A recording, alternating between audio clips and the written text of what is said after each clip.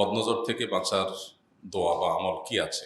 বদনজর সত্য, এ বিষয়ে আমাদের পরিষ্কার ধারণা থাকতে হবে। অনেক ইমানদার, অনেক মুসলমানরা এ বিষয়ে ধোঁয়াশার মধ্যে থাকেন। তারা মনে করেন যে এটা বোধহয় কুসংস্কারাচ্ছন্ন বিশ্বাস। মূলত নবী করিম সাল্লাল্লাহু আলাইহি ওয়াসাল্লাম বলেছেন, আল আইনু হাক্কুল।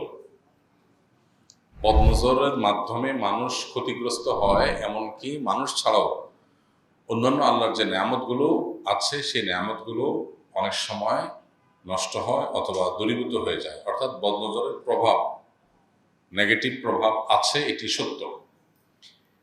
এখন মানুষ বদনজরের যে কুপ্রভাব বা এর ফলে যে মানুষ বা অন্য কোনো বস্তু ব্যক্তি ক্ষতিগ্রস্ত হতে পারে, এই বিষয়গুলো অনেক সময় দেখে না বা খোলা চোখে দেখা যায় না। সেজন্য আমরা অনেকে সন্দেহ করি যে বদনজর টজর এগুলো বোধ হয় কুসংস্কারাচ্ছন্ন বিষয়।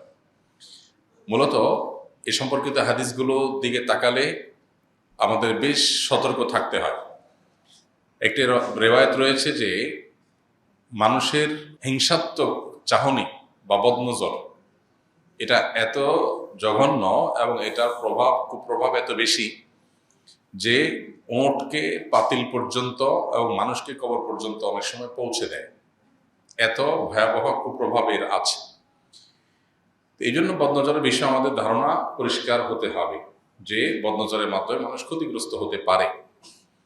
বদনজর জিনিসটা কি? বদনজর জিনিসটা হলো যে কেউ কারোর প্রতি কোনো ব্যক্তি বা কোনো বস্তু এটা দেখে ওই ব্যক্তি বা বস্তুর প্রতি সে অনেক বেশি অভিভূত হয়ে নিজের অজান্তে অনেক সময় অথবা কখনো জ্ঞাতসারে সে লোলুপ দৃষ্টি বা হিংসাত্মক দৃষ্টি দেয়, যেটাকে নজরে হাসেদ বলা হয় রুকিয়ার ভাষায়। অর্থাৎ হিংসাত্মক চাহনি, যেটা দেখে সে অনেক বেশি অভিভূত হয়েছে। এবং এই যে অভিভূতির মাত্রাটা, অভিভূত হওয়ার মাত্রাটা যখন অনেক বেশি হয়ে যায়, কখনো কখনো সেটা নিজের অজান্তেও হিংসাত্মক নজর হয়ে যায় যে আরে এত সুন্দর, এত বেশি ভালো, এই ক্ষেতে এত সুন্দর ফসল হয়েছে, বা এই লোকটা দেখতে এত সুন্দর, এই বাচ্চাটা এত ফুটফুটে। এর ফলশ্রুতিতে স্পিরিচুয়ালি, ভেতরগতভাবে এই ব্যক্তি বা বস্তু ক্ষতিগ্রস্ত হয়। অনেক সময় দেখা যায় যে আমরা মেডিকেল টেস্টে রোগ বালাই ধরতে পারি না, অথচ এটা কোনো বদনজরের কুফল। এই জন্য বিষয়গুলোর উপরে আমাদেরকে সতর্ক থাকতে হবে। এখন প্রশ্ন হলো যে বাঁচার উপায় কি, যেটা মূল প্রশ্ন, সেটার উত্তর হলো, প্রথমত বদনজর লাগতে পারে এরকম ব্যক্তি, বস্তু, জিনিস এগুলো খুব বেশি প্রকাশ করে বেড়ানো উচিত না। আজকাল দেখা যায় কিছু হলেই আমরা সোশ্যাল মিডিয়াতে ছবি দিয়ে দেই, বাচ্চাদের ছবি, ফুটফুটে সুন্দর বাচ্চা, আমি ছবি দিয়ে দিচ্ছি। আমি হয়তো এই উদ্দেশ্যে দিচ্ছি যে আমার ফ্রেন্ড সার্কেলে, পরিচিত সার্কেলে আমার বাচ্চাটাকে তারা দেখবে, দোয়া দিবে অথবা ভালো মনে করবে। কিন্তু ফুটফুটে সুন্দর বাচ্চা, এটা দেখে অনেকেরই বদনজর লাগার সম্ভাবনা আছে। সেজন্য একান্ত প্রয়োজন না হলে নিজের প্রতি আল্লাহর নেয়ামতগুলোকে প্রদর্শন করে বেড়ানো উচিত না। আপনি বলবেন যে আমাদের দেশে বা গোটা দুনিয়াতে আজকাল স্ট্রিট ফুড বেশ জনপ্রিয়। রাস্তায় যে সমস্ত খাবার থাকে একদম খুল্লুম খোলা প্রদর্শন করা হয়, দেখলেই জিভে পানি চলে আসে, আকর্ষণীয়। তো এগুলো এত বেশি রাস্তাঘাটে, চারপাশে, রেস্টুরেন্টে সামনে সাজানো থাকে মানুষের চোখের সামনে। তো এগুলো দেখে বদনজর লাগে না মানুষের? উত্তর হলো বদনজর লাগে, এবং এর ফলশ্রুতিতে আমরা ক্ষতিগ্রস্ত হই, কিন্তু আমরা টের পাই না। অনেক ক্ষতি আছে যে ক্ষতিটাকে আমরা অনুভব করতে পারি না। ধরুন, আমাদের ইমানের পাওয়ার দিন দিন কমে যাচ্ছে, আমাদের আমল এর প্রতি আগ্রহ দিন দিন কমে যাচ্ছে, আমরা চেষ্টা করেও ভালো কাজ করতে পারছি না।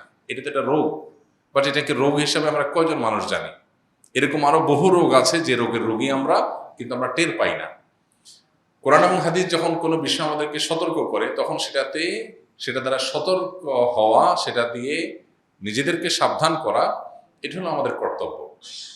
আজকের এই পৃথিবীতে যে কালচার ডেভেলপড হয়েছে, যে কালচার প্রতিষ্ঠিত হয়েছে, এটার যেই বিষয়গুলো কোরআন এবং হাদিসের সাথে সঙ্গতিপূর্ণ নয়, সেগুলো যদি গোটা পৃথিবীর মানুষও গ্রহণ করে নেয়, ইভেন আমরা বাধ্য হয়ে, নিরুপায় হয়ে যদি সে কালচারকে গ্রহণও করতে হয়, কিন্তু আমার বিশ্বাসের জায়গা পরিষ্কার থাকবে যে এইটা আমার জন্য কল্যাণকর না, এটা আমার জন্য ক্ষতিকর নিশ্চিত। তো এই জন্য বদনজর থেকে বাঁচার প্রধান এবং প্রথম উপায় হলো যে আল্লাহর নেয়ামতকে একান্ত প্রয়োজন না হলে প্রকাশ না করা। এখন আপনার ক্ষেতের ফসল, এটা তো আপনি লুকাইতে পারবেন না, এটা তো সবাই দেখবে। যেটা প্রকাশ্য আছে সেটা তো প্রকাশ্যই, সেটা তার গোপন করার সুযোগ নেই। কিন্তু যেটা প্রকাশ না করলেও চলে, ওইটাকে প্রকাশ না করার চেষ্টা করা দরকার। যেগুলো প্রকাশিত আছে সেগুলো, যেগুলো অলরেডি প্রকাশিত আছে বা সিস্টেমটাই হলো প্রকাশ্যে থাকার। আপনি বাজারে খাবার বিক্রি করবেন, তো এটা তো লুকানোর কিছু না। আপনার শস্য, দানা, সবজি, ফল, এগুলো তো লুকায়া বাক্সের মধ্যে রেখে বিক্রি করার জিনিস না। সো এগুলো প্রকাশ্যেই থাকবে, কোনো অসুবিধা নেই। কিন্তু সেগুলোতে যেন বদনজর না লাগে বা আমি যেন তার দ্বারা ক্ষতিগ্রস্ত না হই, সেজন্য কয়েকটা প্রক্রিয়া বা কয়েকটা আমল আছে। নাম্বার 1, সকাল সন্ধ্যার নিয়মিত রক্ষা কবচ দোয়াগুলো পড়া। বিসমিল্লাহির লা ইয়াদুররু মা ইসমিহি শাইউন ফিল আরদি ওয়ালা ফিস সামাওয়াতি ওয়াস সামিউল আলিম। 3 কুল, সূরা ইখলাস, সূরা ফালাক, সূরা নাস, 3বার সকালে, 3বার সন্ধ্যায়। হাসবি আল্লাহু লা ইলাহা ইল্লা হুয়া আলাইহি তাওয়াক্কালতু রাব্বুল আরশিল আযীম, সূরা তাওবার শেষ আয়াত, এটা 7বার সকালে, 7বার সন্ধ্যায়। এইভাবে রক্ষা কবচ আমলগুলো যদি আমরা নিয়মিত করতে পারি, ইনশাআল্লাহ বিইذনিল্লাহ এই জাতীয় বিষয়গুলো আমাদেরকে ক্ষতি করতে পারবে না। তখন একটা সেফটি আমরা নিয়ে নিলাম, টিকার মতো।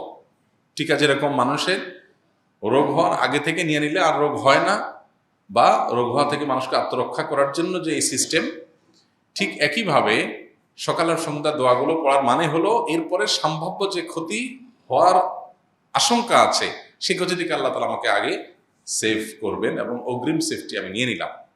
এই জন্য সকাল সন্ধ্যার আমলগুলো খুবই গুরুত্বের সাথে করা দরকার। আর কোনো আমল করতে না পারেন, অন্তত 3টা আমল, বিসমিল্লাহিল লাযী লা ইয়াদুররু 3বার, 3 কুল, সূরা ইখলাস, সূরা ফালাক, সূরা নাস 3বার, আর সূরা তাওবার শেষ আয়াতের হাসবিয়াল্লাহু লা ইলাহা ইল্লাহু, এটার অংশ 7বার হাসবিয়াল্লাহু লা ইলাহা আলাইহি তাওয়াক্কালতু রাব্বুল আরশিল আযীম। সকাল 7বার, সন্ধ্যা 7বার। এই 3টা আমল, বিসমিল্লাহিল লাযী, 3 কুল এবং হাসবিয়াল্লাহ, আর কিছু না পারলে এগুলো যেন নিয়মিত আমরা করি। এটা হলো দ্বিতীয় উপায়। নাম্বার 3, বদনজর লাগতে পারে এরকম বিষয় কেউ দেখার পর তার নিজের অজান্তে যেন বদনজর না লেগে যায়, এজন্য তার ওই জিনিসটার জন্য বরকতের দোয়া করা উচিত। নবী করিম সাল্লাল্লাহু আলাইহি সাল্লাম বলেছেন, তোমাদের কেউ যদি এমন কিছু দেখে যেটা দেখে সে অভিভূত হয়ে যায়, মা ইউআজিবুহু, যেটা দেখার পরে সে অনেক বেশি আশ্চর্য হয়ে যাবে, এত সুন্দর, এত ভালো, তখন তার অজান্তে ওই জিনিসটার বা ওই ব্যক্তির ক্ষতি হয়ে যেতে পারে তার রাক্ষসী চাহনির কারণে, হিংসাত্মক চাহনির কারণে, যেটা হয়তো ইচ্ছাকৃত সে করবে না, যার কারণে সে গুনাহ হবে না তার, কারণ সে জানেও না। চাহনিটা একটু আপনার অনেক বেশি অভিভূত হওয়ার চাহনি হয়েছে, এটা অনেক সময়, সবসময়, অনেক সময় এটা নজরে হাসিদের লেভেলে চলে যায়। তো যেহেতু নিজের অজান্তে চলে যাবে, এটা যেহেতু গুনাহ না তার, সে যেন ফালিয়াদউ লাহু বিল বারাকাহ, সেজন্য ওই ব্যক্তি বা বস্তুর জন্য বরকতের দোয়া করে, তাহলে আর ক্ষতি হবে না। তাহলে এখন একটা বাচ্চা ফুটফুটে সুন্দর আপনার সামনে আসলো, আপনি যদি বলেন বারাকাল্লাহু ফীহ, আল্লাহ তাআলা এই বাচ্চাটার মধ্যে বরকত দান করুক, আরো বেশি কল্যাণ দান করুক। আপনি একটা ফসল দেখলেন, একটা ভালো কিছু দেখলেন, দেখে আপনি অভিভূত হলেন, হয়ে যদি আপনি বলেন আল্লাহ তাআলা এর মধ্যে আরো বেশি কল্যাণ দান করুক, তখন আর ওই ব্যক্তি বা বস্তু আর ক্ষতিগ্রস্ত হবে না। এটা হলো তৃতীয় উপায়, এটা আমরা করতে পারি। এখন কথা হলো যে কত মানুষ চাইবে আমি কারটা কন্ট্রোল করবো, তাহলে কি করতে পারি? এক্ষেত্রে আরবদের একটা আমল দেখা যায়, যেটা হাদিসে কোনো সরাসরি নির্দেশ নাই, তবে এই হাদিসে, যে হাদিসে নবী সাল্লাল্লাহু আলাইহি ওয়াসাল্লাম দোয়া করতে বলেছেন, বরকতের দোয়া, কোনো কিছু দেখে অভিভূত হলে, সে হাদিসের উপর আমলের একটা পদ্ধতি বলতে পারে। সেটা হলো, ধরেন কেউ নতুন গাড়ি কিনেছে, নতুন বাড়ি করেছে, বা এমন কিছু আছে যেটা দেখে অন্যদের মানে একেবারে যেটাকে বলে হিংসাত্মক দৃষ্টি পড়তে পারে, বদনজর পড়তে পারে, তখন বদনজর যেন না পড়ে সেজন্য ওই বস্তুর উপরে তারা মাশাআল্লাহ, তাবারাকাল্লাহ এই জাতীয় কিছু লিখে রাখে। এটার মানে হলো, এটা দেখে যেন যার নজর পড়বে সে যেন মাথায় আসে, ও নবী সাল্লাল্লাহু আলাইহি ওয়াসাল্লাম যে বরকতের দোয়া করতে বলছেন, তাহলে আর ক্ষতি হবে না। তাহলে সে নিজের এটা দেখার পর নিজের স্মরণ হবে এবং সে বলবে যে আল্লাহ বরকত দান করো। এই জিনিসটা আরবরা অনেক বেশি করে, যেটা বদনজর হতে পারে সেখানে লিখে রাখে। এখন ছেলের গায়ে তো আর মাশাআল্লাহ তাবারাকাল্লাহ লিখে রাখতে পারবেন না, এই জন্য ওখানে কেউ দেখে যদি বলে ওয়াও মাশাআল্লাহ বা অন্য কিছু, তারে বলবেন ভাই তাবারাকাল্লাহ বলেন বা বরকতের দোয়া করেন। আর যদি বলার মতো না হয় বা কারোর বদনজর লেগে যায়, আপনি ধারণা করছেন এটা বদনজর লেগে গেছে, দেখুন আমরা একটু চোখ কান খুললে কিন্তু দেখবো বিশেষ করে বাসা বাড়িতে বাচ্চাদের ক্ষেত্রে এই জিনিসটা একেবারে পরিষ্কার দেখা যায়। অনেক সময় নিজেদের ক্ষেত্রে হয় যে কারোর সামনে খেয়েছেন, একটু বেশি খাইছেন, কেউ হয়তো খুব রাক্ষসের চাহনি দিয়ে তাকা রয়েছে, এরপর দেখুন পেট খারাপ হয়ে গেছে। এটার কোনো সাইন্টিফিক কারণ বা ব্যাখ্যা আপনি খুঁজে পাবেন না। স্পিরিচুয়াল কারণ যে বদনজর লেগেছে।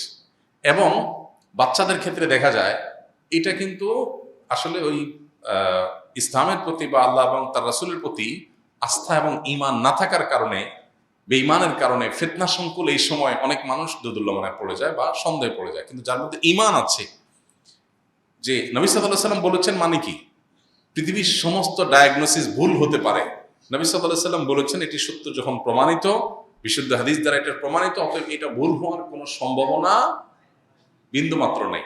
এটা নিশ্চিত মহাসত্য, কারণ এটা মহাসত্য আল্লাহর তরফ থেকে আসে, সো এটা ভুল হওয়ার সম্ভাবনা নাই। সেই ইয়াকিন থেকে আপনি যদি একটু তাকান আপনার ফ্যামিলিতে, আশপাশে, আপনি দেখবেন দিনের আলোর মতো পরিষ্কার আপনার কাছে যে কিভাবে বদনজর মানুষকে ক্ষতিগ্রস্ত করে। অনেকে এই বিষয়গুলোকে আমরা অনেকে, এখন তো সায়েন্স এবং টেকনোলজির যুগে সব কিছুতে আমরা লজিক খুঁজি। হ্যাঁ, আমি সবসময় বলার চেষ্টা করি যে মানুষের যে সায়েন্স জানা থাকে না, মানুষ যে টেকনোলজি সম্পর্কে ওয়াকিফাল না, সেটা তার কাছে ইলজিক্যাল মনে হয়। আজ থেকে 500 বছর আগে যখন বিদ্যুৎ আবিষ্কার হয় নাই, তখন একটা ওয়ালে সুচের এখানে হাত দিলে ফ্যান চলবে, আরেক জায়গায় ঘুরবে, এটা মানুষের কাছে লজিক্যাল ছিল না। এটা তখন বললে মানুষ বলতে পাগল নাকি, চাপাবাজি করে। তো এই যে মানুষ বদনজর দিলে একটা মানুষ দূরে থেকে ক্ষতিগ্রস্ত হয়ে যায়, মুখে কিছু বলবেও না। এখন তো আপনার একটু গরম অনুভব হচ্ছে, তখন অটোমেটিক এসি চলা শুরু করবে, আবার ঠান্ডা অনুভব হচ্ছে, টেম্পারেচার কমে যাবে। এখন সেই টেকনোলজি চলে আসছে। ভয়েস কমান্ড তো কমন, তাহলে যখন ভয়েস কমান্ড পৃথিবীতে আসে নাই, তখন হাই স্ত্রী কলমক, হাই গুগল কলমক, হ্যাঁ, গাইরে বলল যে open the door. Voice command দিয়ে যে অনেক কাজ করা যায়, মুখে বললেই হয়ে যাবে, কিছু করা লাগবে না, এটা এই টেকনোলজি যখন আসে না পৃথিবীতে, তখন কি মানুষের বুঝে আসছে? আসে না, মানুষের কাছে ইলজিক্যাল মনে হয়েছে। ঠিক একইভাবে বদনজর দ্বারা কিচ্ছু বলবে না, শুধু তাকাবে আর ক্ষতি হয়ে যাবে, এটা মানুষের কাছে বুঝে না আসলেও এটা মহাসত্য। কারণ আমার কাছে বাহ্যিক দৃষ্টিকোণ থেকে, যেহেতু এই টেকনোলজিটা কিভাবে কাজ করে, আল্লাহর এই সিস্টেমটা কিভাবে কাজ করে এটা আমি জানি না, সেজন্য এটাকে আমার কাছে অযৌক্তিক মনে হতে পারে, কিন্তু এটা মহাসত্য। এই জন্য এটা থেকে বাঁচার জন্য চেষ্টা করা। কারোর বদনজর যদি লেগে যায়, আপনি জানেন, যেটা বলছিলাম যে বাসা বাড়িতে অনেক সময় দেখা যায় বাচ্চাটা অমুকের কাছে যাওয়ার পর বা অমুক আসার পর এরপর থেকে দেখা যায় অসুস্থ হয়ে গেছে অস্বাভাবিকভাবে, একটু খেয়াল করলে দেখবেন এই জিনিসগুলো ধরা পড়বে।